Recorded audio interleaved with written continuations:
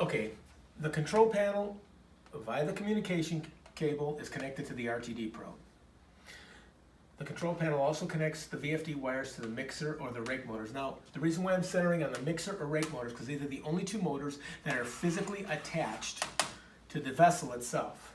And notice that the mixer motor is grounded, the RTD probe is grounded, which the tank is grounded, to the main power panel, which is grounded, and the control panel, which is grounded, forming one complete grounding situation back to the main power.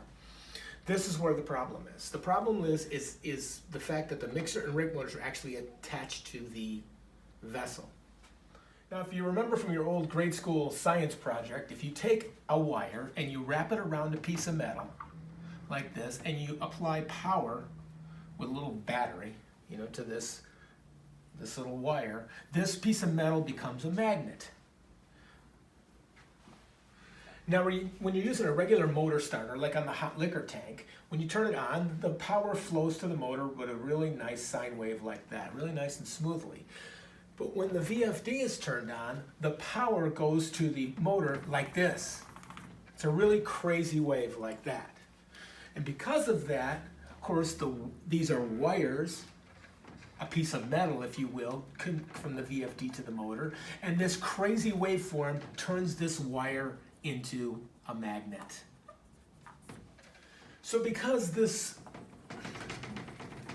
that electrical field turns into a magnet, magnetizing this wire, this motor, and this, believe it or not, this tank as well. It's a very slight magnet. It's stainless steel, so you can't actually tell if it's magnetized, but it's a magnetic field. It's transmitting through these ground wires and coming back to the main, coming back to the control panel, and slightly, adding a little bit of interference, because this puts out a voltage, and the voltage has to come back from this temperature probe, and this little interference just kind of slightly messes up the signal wiring. It starts to fluctuate back and forth here, back to the control panel. That's what you're seeing, and that's why you're seeing a fluctuation. So the $64,000 question is, and that's what it might cost, is how do we fix it? The short answer is, you can't fix it. You're always going to have some kind of interference.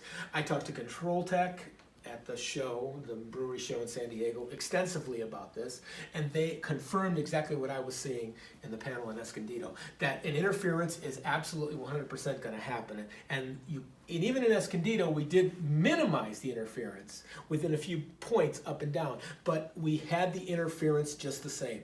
The interference is always going to be there, depending on the power system at the particular job site, whether the power is clean, whether it's filtered, whatever the situation is, it's going to dramatically affect what we see as far as the level and magnitude of interference. Now, even if we have a separate panel that has the PLC and the HMI touch panel on one of it, and just plug that into 110 volts, and we have a VFD power panel that has the high voltage in it connecting to the motors up to here, we're still going to have the same issue, and this is the same issue that Control Tech is having. They still have interference, even if you isolate them this far, because that common ground, that grounding that's necessary, always leads back to the panel, because there's a ground in this panel, and there's a ground in the HMI, and there's a ground in the main power panel feed. So no matter even if we isolate these two panels, the fact that there is a common ground wire that connects everything is the issue.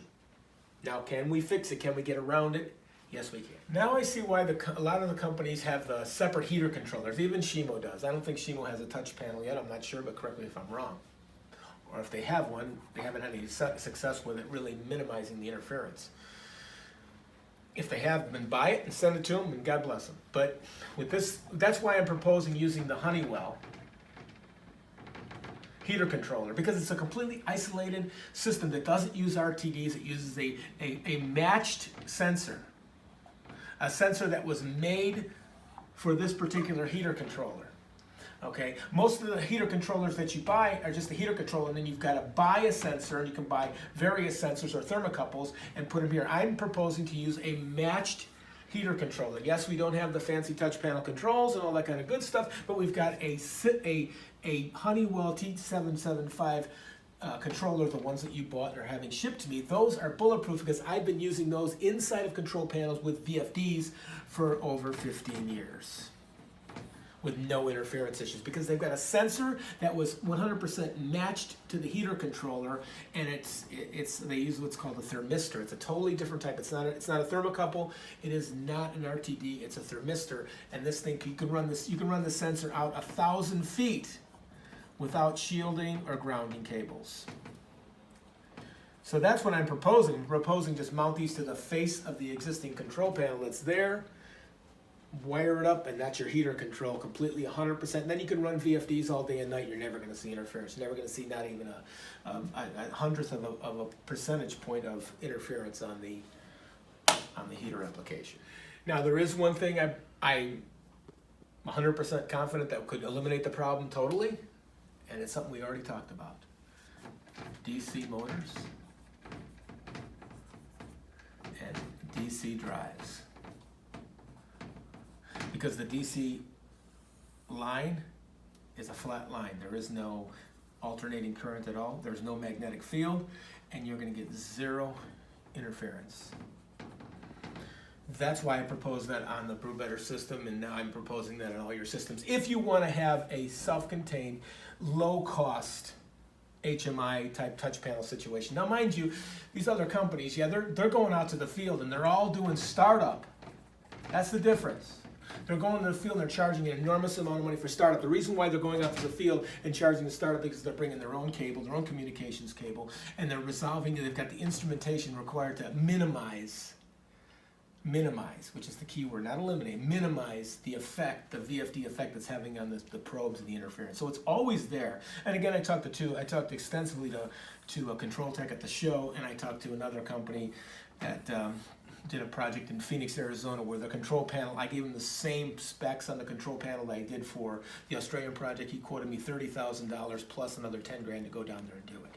So I realized that, you know, it's extremely pricey, and this is something we want to eliminate. Minimizes our cost. So if we're gonna actually give them a plug and brew type system, we're gonna have to make that temperature control. We're gonna have to either go with the Honeywell type controllers, which eliminates the ability to mess around with that on the touch panel, or we're gonna have to go with DC motors and DC drives, and that's DC motors and DC drives throughout the entire system, and that's gonna make a rock solid system that's basically can plug into the wall into a 110 outlet and then run the entire brew house. Thank you very much.